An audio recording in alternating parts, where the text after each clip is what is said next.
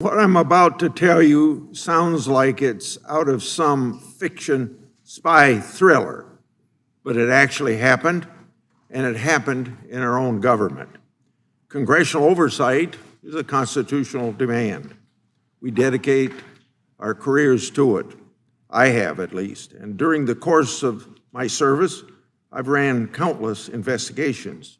In the past few years, I've never seen so much effort from the FBI, the partisan media, and some of my Democrat colleagues to interfere with and undermine very legitimate congressional inquiries. It's because of a triad of disinformation and outright falsehoods. As one example, look at Crossfire Hurricane. Bit by bit, piece by piece, it's been deconstructed and shown to be politically motivated investigation, which it was. We all know now that it was the Democratic National Committee, along with the Clinton campaign, who colluded with the Russians.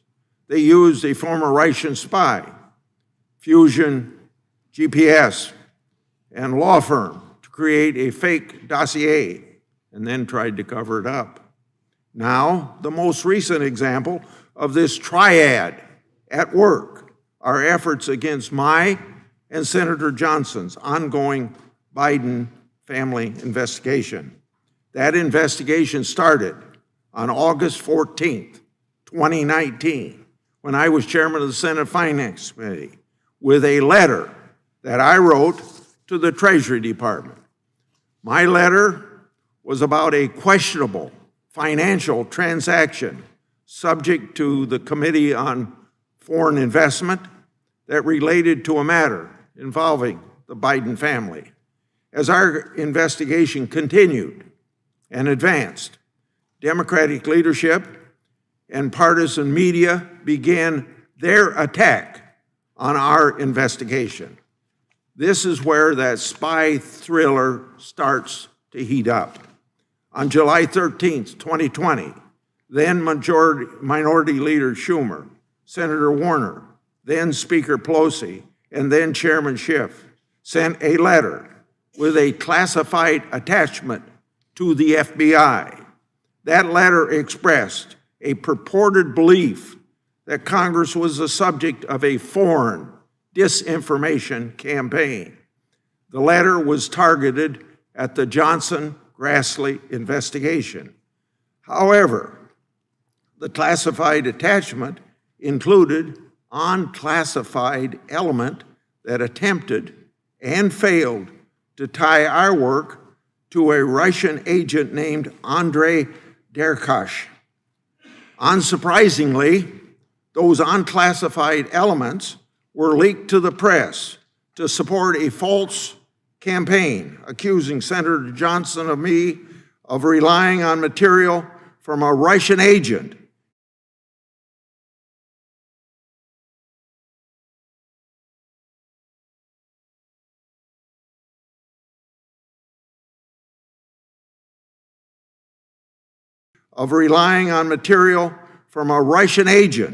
and thus advancing Russian disinformation. Of course, it was pure nonsense that the irresponsible media portrayed this all as the truth. Guess what then? Chairman Schiff claimed without any evidence whatsoever that our oversight work was rooted in Russian disinformation. Of course, you know, he conveniently left out that our oversight work was actually rooted in official U.S. government and Obama administration records. Then, guess what? Senator Blumenthal also wrote an op-ed in the Washington Post accusing our investigation of, quote, perpetuating Russian disinformation in the U.S. Senate, end of quote. And then, guess what? Minority Leader Schumer and then Ranking Member Wyden tried to offer a resolution in the Senate disparaging our Biden investigation. They, in a sense, were basically calling us Russian stooges. Pretty simple. That violated Senate rules in their efforts, and of course were appropriately shut down. On July the 16th, 2020, mere days after the July 13th letter, then ranking members Wyden and Peters wrote a letter to me and Senator Johnson asking for a briefing from the FBI's Foreign Influence Task Force. Our staff and the ranking member's staff had already, now remember, we had already received a briefing March of 2020 that put the issue to rest. So why another briefing? The point being, there was no real purpose for another briefing, let alone a member-level briefing, other than to further undermine our investigation. Some of our Democratic colleagues weren't interested in anything but using the briefing to try and destroy our investigation. But at these Democrats' insistence, the FBI caved. In August 2020, Senator Johnson and I had that infamous briefing from the FBI that was needless. And then, as we had feared, the contents of that briefing were later leaked to the Washington Post, even though the FBI had promised us confidentiality. That leak outrageously and inaccurately connected that FBI briefing to our investigation in another effort to falsely label our good government oversight work as Russian disinformation. Now, the Wall Street Journal editorial board was on top of it because that board did the right thing and wrote a piece about the briefing titled, quote, "The FBI's dubious briefing. Did the Bureau set up two GOP senators at the behest of Democrats?" End of quote. So, simply put, the briefing was unnecessary and completely irrelevant to the substance of our investigation. It was only done because the Democrats wanted to do so. They could try and smear us, and the FBI wrongly did their bidding.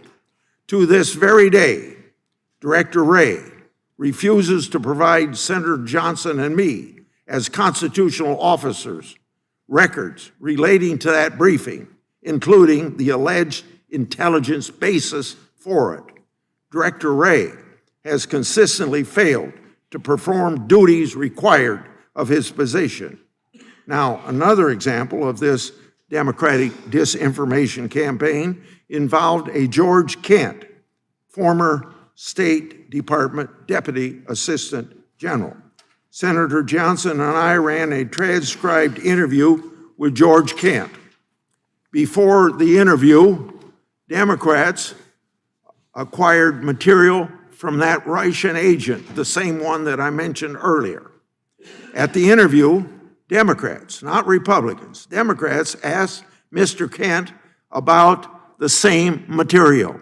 Mr. Kent said it was disinformation. Now think about that.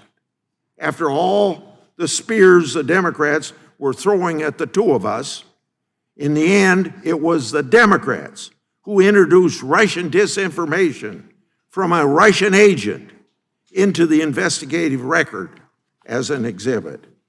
A foreign agent whom our own intelligence committee warned was actively seeking to influence U.S. politics. Not me or Senator Johnson, not our staff. It was the Democrats who inserted disinformation from the Russians into our official record. The partisan media and Democrat leadership ought to be ashamed of themselves for fake information if they spread about our investigation. So in the end, they all failed to stop Senator Johnson and me. On August 23rd, 2020, Senator Johnson and I released our first Biden investigation report. Now, I know there's been a lot of talk in this town about Treasury records, and you ought to pursue them. In that 2020 report, we made public the contents of many Treasury records. But we didn't stop there. We issued another report, November 18th, 2020. Our report exposed extensive financial relationships between Hunter and James Biden and Chinese nationals connected to the communist regime. More precisely, Chinese nationals connected to the Chinese government, military, and intelligence services. With the new Congress, of course, Senator Johnson and I transitioned to be ranking members. We hadn't forgot about what the triad of partisan media, FBI, and Democrats, and leadership did to us. So we don't stop. We did what any congressional investigator worth their salt would do. We gathered even more records to prove them all wrong. We acquired authentic bank records that substantiated findings of our previous two reports. They financially linked Hunter Biden and James Biden to entities and individuals connected with the communist Chinese regime. We also acquired business records with Hunter and James Biden's signatures alongside those same Chinese nationals. How were they supposed to be paid? According to bank records, there were wires from companies linked to the communist regime. In 3-floor speeches, we made those bank records public and asked this question to our partisan detractors, the same ones that I mentioned throughout my remarks, and maybe a lot of others. Are these official bank records Russian disinformation? We also shared hundreds of pages of bank records with U.S. Attorney Weiss. He failed to respond. Now, as our investigation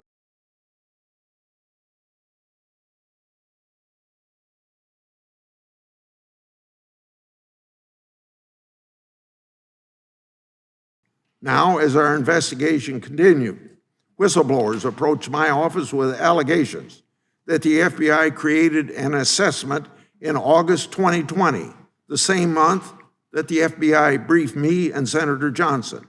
According to these whistleblowers, that assessment was used by FBI headquarters to improperly discredit negative Hunter Biden information as, you might expect, disinformation. As a result, this scheme allegedly caused investigative activity to entirely cease. It's been further alleged to me that in September 2020, the same month Senator Johnson and I released our first report, those FBI headquarters personnel began placing their analysis of the credibility of reporting related to the Biden family in what I've been told is a restricted access sub-file. Further allegations to my office involved FBI personnel at the Washington field office who improperly ordered information to be closed by the FBI related to Hunter Biden's potential criminal conduct in October 2020, just before the election, even though it was verified or it was verifiable. Other whistleblower disclosures to my office make clear that the FBI has within its possession very significant, impactful, and voluminous evidence with respect to potential criminal conduct by Hunter and James Biden.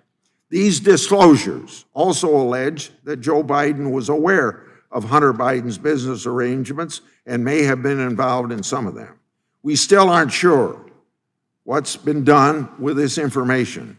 The FBI's track record doesn't create much faith that the information is going to be followed up on. It's clear to me that the Justice Department and the FBI are suffering from a political infection that, if it's not defeated, will cause the American people no longer to trust these storied institutions. It will also threaten the American way of life. Unfortunately, what you've heard from me, this story of government abuse and political treachery, is scarier than fiction. It really happened. But, Mr. Chairman, your committee here, so assembled, has an opportunity to help us write the last chapter in this real-life drama. You must relentlessly pursue the facts and the evidence.